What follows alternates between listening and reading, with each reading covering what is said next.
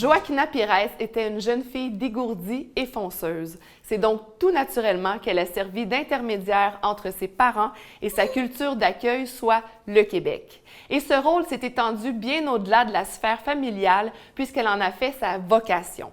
Aujourd'hui, à la retraite, Mme Pires continue de s'impliquer au Centre Mémoire des Montréalais afin que l'histoire de sa culture, soit le Portugal, ainsi que les autres, continue de façonner Montréal.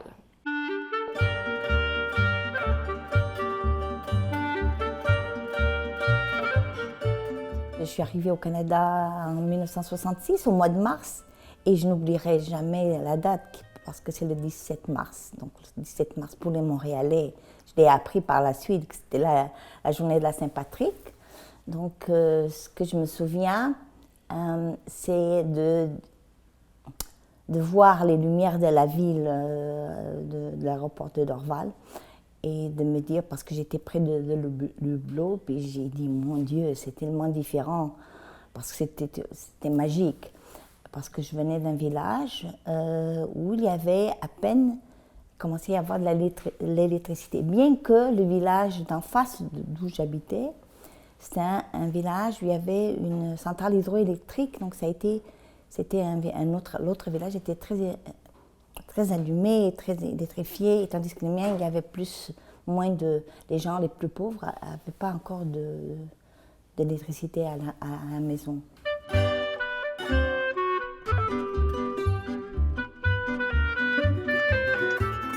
Joaquina, elle fait partie de ce qu'on a appelé la deuxième vague d'immigration portugaise.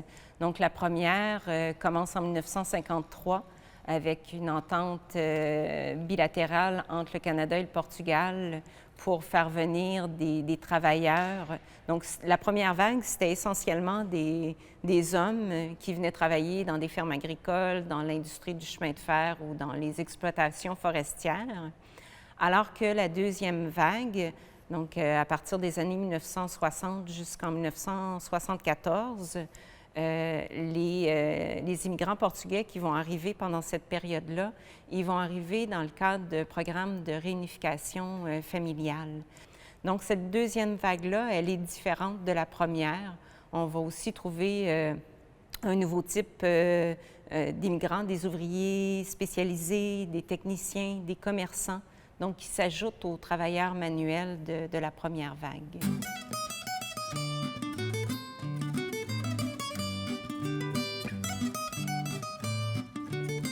Votre frère, parlons-en parce qu'il a été quand même important pour vous, parce que c'est grâce à lui que toute la famille a immigré ici. En quelque sorte, il vous a parrainé. Pouvez-vous nous parler de son parcours? C'est quelqu'un qui a migré, parce que finalement, quand il a fini le primaire au village, il est allé à Lisbonne travailler. Il avait 11 ans.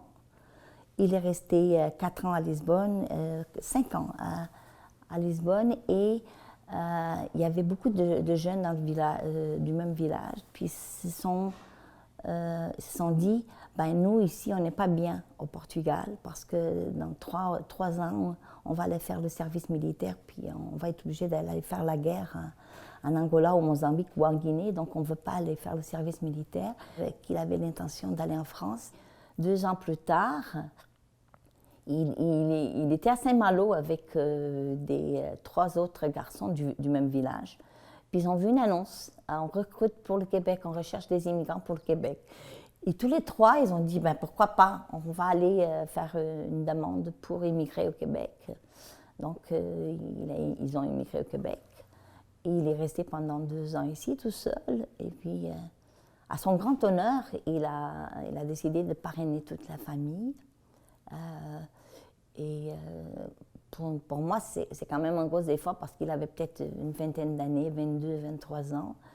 Et pouvoir prendre la responsabilité de toute une famille, parce qu'il fallait prouver, comme aujourd'hui, quand on parraine quelqu'un, il faut prouver qu'on est capable de faire vivre financièrement. Il a payé, il a démontré qu'il travaillait et il a payé le passage à tout le monde.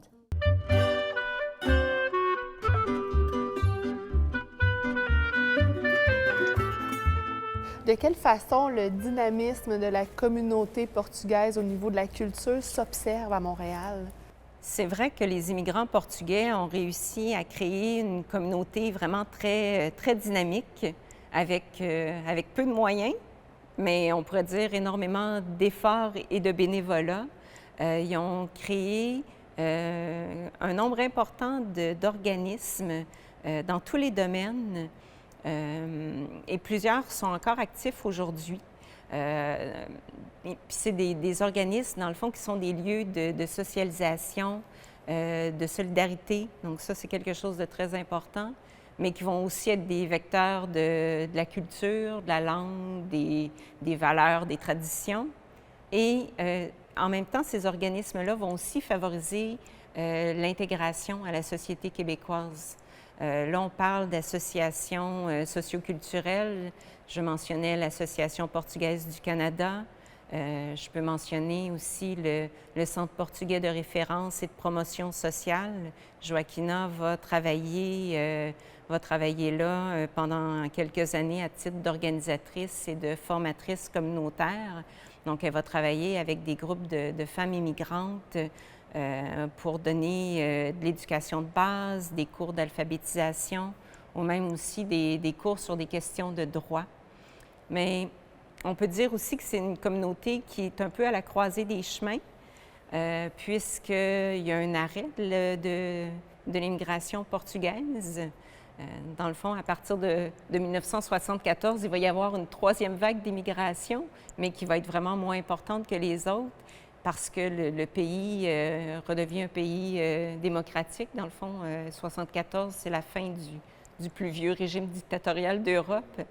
Donc, il y a un arrêt de l'immigration, il y a aussi le vieillissement de la population et on peut mentionner aussi les unions mixtes, qui fait que les jeunes, ils ne vont pas s'identifier exclusivement à la culture portugaise.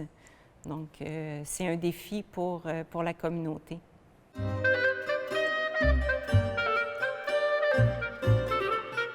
Vous avez à cœur beaucoup cette relation-là entre les grands-parents et les petits-enfants.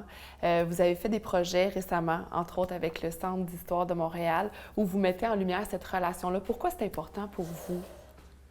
Le parcours de ma grand-mère comme fille-mère qui était dans le village, je veux dire, quand j'ai su ça, ça m'a toujours fascinée. Et ma grand-mère était vendeuse ambulante. Elle allait de village en village pour vendre des sardines, des fruits, etc.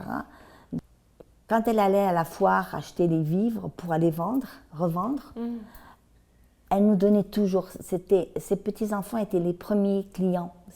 Je pense que cet aspect de être redevable parce qu'on était en mauvaise posture et quelqu'un faisait des efforts pour améliorer ton bien-être, moi, ça m'a toujours marqué. En 2017, vous avez eu l'occasion de travailler avec Mme Joaquina Pires. Pouvez-vous nous parler de cette expérience-là?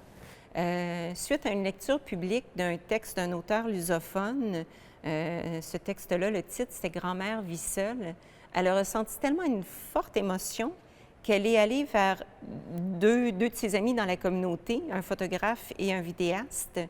Et dans le fond, ce qui l'intéressait, c'était de porter un regard sur la communauté portugaise, mais à travers la relation grands-parents-petits-enfants.